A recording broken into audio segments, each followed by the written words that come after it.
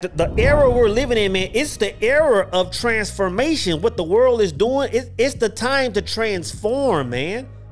It's the time where every time somebody sees you, you should be a version different.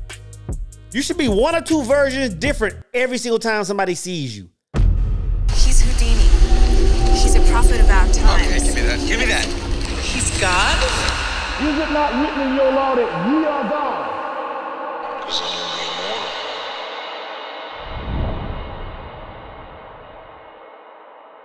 Let me make a suggestion.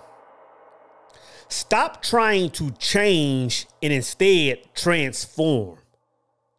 And what I mean by that is stop being this man that's just trying to wake up and I'm just trying to be a little bit better than I was yesterday. You know what I'm saying? Playing this docile, lack of power type role in life. Stop trying to change and instead transform.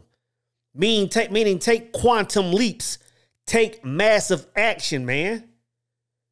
Like the era we're living in, man, it's the era of transformation. What the world is doing, it's the time to transform, man.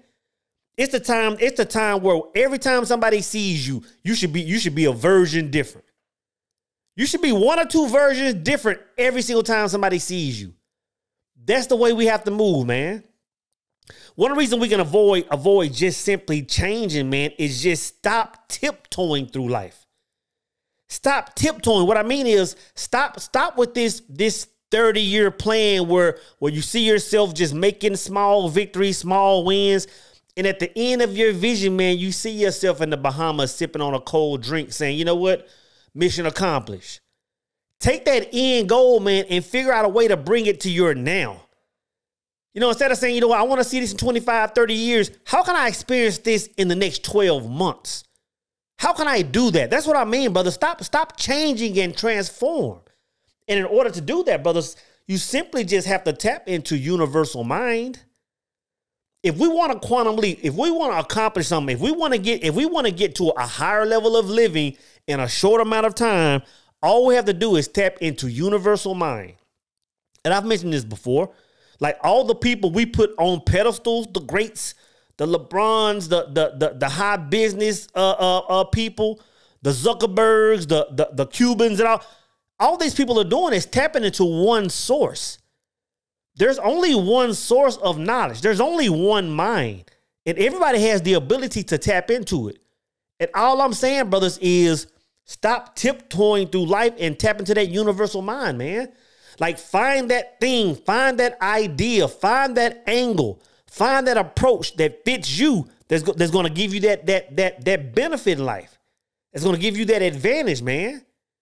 That's going to allow you to bring your heaven up on earth.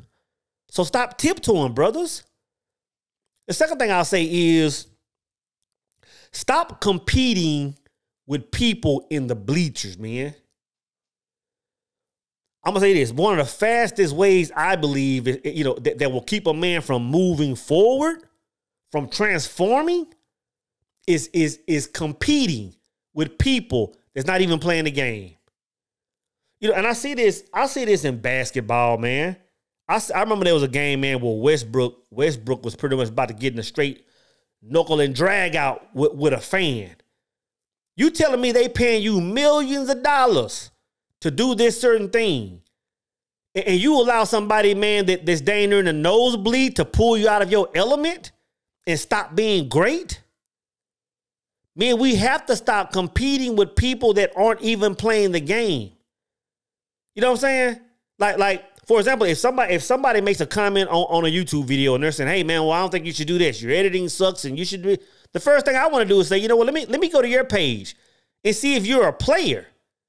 Because if you aren't even a player in this arena, man, like I'm not even going to come out of my state of being to have this conversation. Why are you having conversations? Why are you being brought out of your element with people in the bleachers?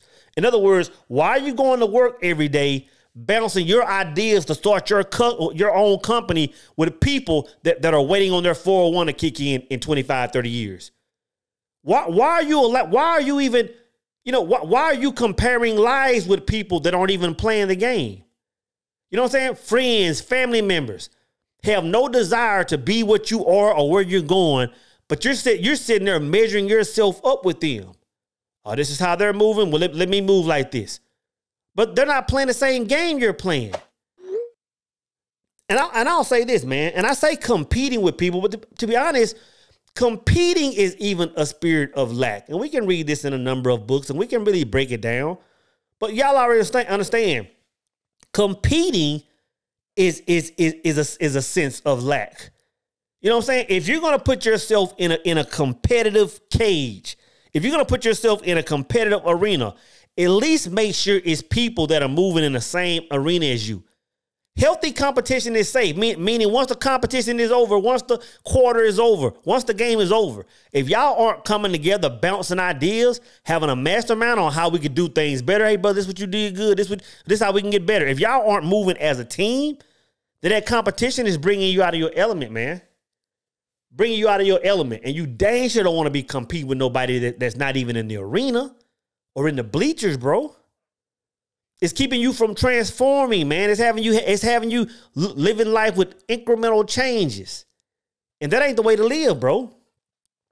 And the third thing I say, man, is in order to stop just changing and start having quantum leaps and transforming, man, there's going to have to be a point in your life. And everybody's going to hit this at different points, man. It's going to have to be a point in your life, brothers, where you become selfish. Where you become selfish, man. And I say that because I believe that's one of the hardest things for us as men to do, to become selfish, because it's something in us. God put something in us where we just want to always protect and provide for the whole world. Anybody in our realm, we want to make sure they're good. We want to protect and provide for everybody. But at some point in a man's life, he has to keep that motor running. But he has to take some of that essence that he's putting out to the world and put it back in himself. Put it back into himself. I've said this a million times, man. I was 40 plus years old, either 40 or 42-ish, somewhere in that window, where I said, you know what, man? What would happen if I took just a fraction of what I'm always giving out and keep it for myself? And just the idea came to my mind for the first time in 40 plus years. And I was like, bro, life would be different. I would be able to move different. I would experience different things if I loved myself. I never thought about it, man. Life changed. Life changed, man. We have to learn to be selfish, man, if we want to make huge leaps in life. And when I say be selfish, man, it's not even about us. When I'm saying being selfish, it's not even about me. It's still about the mission. How can I take some of the essence I'm putting into the world and pour it back into the mission, to fulfill the mission, to have better rapport with source energy? How can I do that? It's all about following the hierarchy, man. It's all about taking a lot of this time, energy, and resources we're just giving out to the entire world and reinvesting in ourselves, reinvesting in our legacy, reinvesting in what we want to do on this planet and what we want to leave behind, bro. Invest it in yourselves, man. Because when you do that, bro, when you do that, you're going to call different plays. When you invest in yourself, you're going to call different plays. All your plays of before you being selfish has you as supporting cast. All your plays have you as the wide receiver to the far right when the play is really a sweep left. You aren't even really involved in your plays. When you become selfish, man, you become the star of your play. You become the QB. You become that 1,000 yard per season running back. You move different. You perform different. Now you're making quantum leaps, man. So again, brothers, let's stop living our lives just trying to make these incremental changes. Like, yeah, brother, life is good, man. I'm just over here surviving. I'm just trying to be better than I was yesterday. No, brothers, we need to be men that are bringing our heaven up on our earth, which means as far as our mind can imagine, let's experience that now.